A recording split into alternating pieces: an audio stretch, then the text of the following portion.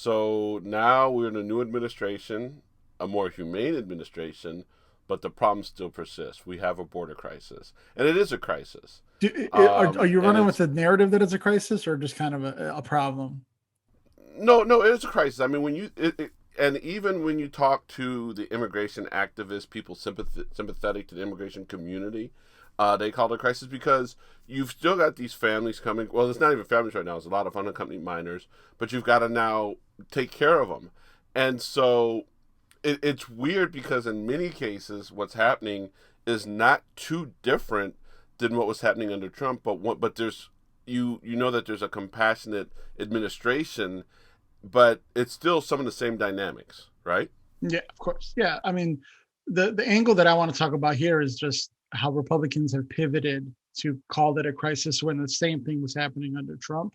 But the hypocrisy is what I kind of wanted to angle at. But look, people give crap to Trump about the cages, but they were built under Obama, just factually speaking. Obama came to a position where they were getting people that they couldn't wrangle at the border, unaccompanied minors.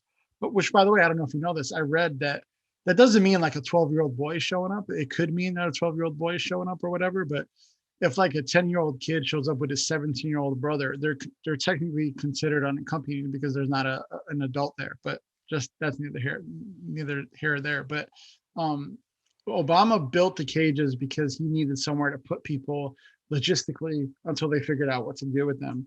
The cages aren't Trump's fault. The difference lies in Trump and Jeff Sessions at the time were literally making it their policy to separate kids from their parents on purpose to seek out those situations to make it more cruel and inhumane. So I think that's the difference here. It's become an issue because Republicans are blowing it up, but it's always been an issue since Obama and even before that. So look, Jen Psaki was really going to town with it this week before everything kind of happened. And she was saying, like, everybody's criticizing, but what do you want us to do? They're showing up. We could either take them, put them in these places temporarily until we figure out what to do, or we could literally turn them around and tell them to go back to where they came from. So they're in a tough spot, but it's not a Republican and Democratic issue. This is just a situation where there's a lot of people coming in, and we have to figure out how to deal with them as they come in. So it's complicated and complex. Well, and I do think I think one of the differences is, and I don't want to seem like we're rationalizing, right? Mm-hmm. But this is a significant point. A lot of it is, believe it or not, just words and rhetoric as far as the change, right? It's the difference between, okay, this kid came here unaccompanied, and we need to do something with them until we can get them in a better place. Right. Whereas, and this is not meant, and this process is not being utilized to discourage people from coming and to punish them. Whereas under the Trump administration, it really was about cruelty.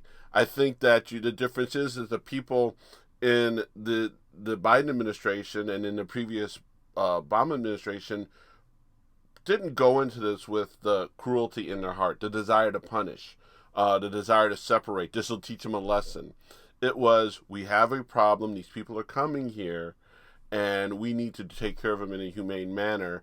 And it doesn't always land well, so it's tough. Again, what I don't want to do is I don't want to go ahead and necessarily feel like I'm rationalizing and giving Biden a pass when he's not deserving of one.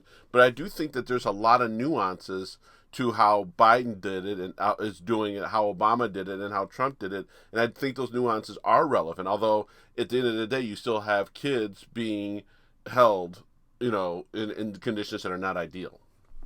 Yeah, absolutely. That's a problem that we should fix. I think part of the issue is that Republicans want to send them back immediately, and Democrats want them to come in and figure out how to way to come in. But that's still a logjam of situations there. You need somewhere to put them in the meantime, right? And like you said, it's. I thought you said it's very nuanced, and I thought Jen Psaki did a good job of just saying, "Hey, she got a question about it." She said, "Okay, option one is to literally turn them around and tell them to go home. Option two, we put them in this place. What do you want us to do other than that?" And she broke down like when they come in this place, we hope to have a bed for them.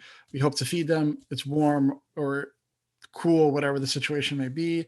And then I didn't actually know this, John, but they find almost like foster parents or people who house them temporarily until they find out a better situation. So I didn't even know that was a thing. But again, under Trump, they were seeking out families and then separating them purposely. And I think that's just a different situation. So look, it's complicated and complex. And I don't want to come across, like I said, Obama built the cages. That's just fact. Trump did not build the cages. So I don't feel like I'm being biased here, but it's just a matter of where your heart is when you're doing it. If you're trying to help people and it just doesn't land perfectly, that's just a complicated situation that they're trying to fix. So I don't know what the solution is. I'm sure there's a smarter person out there who can answer that.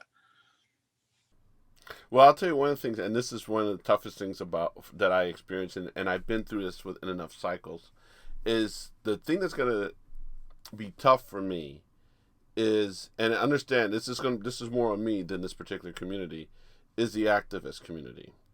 The one thing about the immigration activists is they've been consistent throughout, and that's something that everybody needs to realize. Whether it's Obama or Bush or Trump or Biden, they've had the same message, right? This is where it gets a little tricky. When it's Obama and Biden, you and I have a lot more patience and understanding with what they're doing. When it's Bush or Trump, you and I are marching with those immigration activists, and we're like, "You're right," and we're geeking them up. And I want to acknowledge that on my part, right? I want to acknowledge where I may be moving a little bit more. And I'm not necessarily, and I will tell you right now, I'm saying this, but I know probably in the next month or two, I'll probably be like, how dare you say that about Joe Biden? How dare you say it about Kamala Harris? But the one thing that's important is that they are consistent. And I think that should be something that's not lost. I mean, and it's going to be tough.